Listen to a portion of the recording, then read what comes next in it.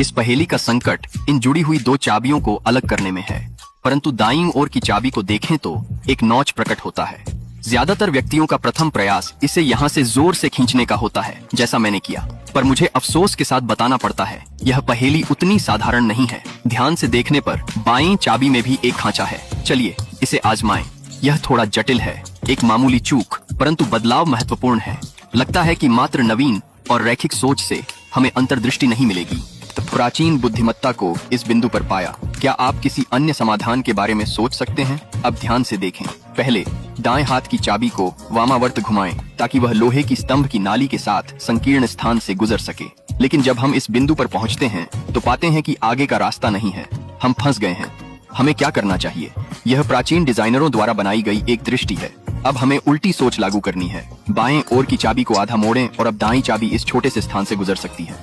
हाँ, लेकिन जैसे ही हम यहाँ पहुँचते हैं हम फिर से बाधित होते हैं। खांचा उतना गहरा नहीं है कि हम उसे पार कर सकें। बाएं चाबी को और आधा मोड़ना होगा ताकि वह गहरे खांचे में जा सके, जिससे एक अष्टकोणीय लूप बनता है और इसके साथ ही समस्या का समाधान हो जाता है।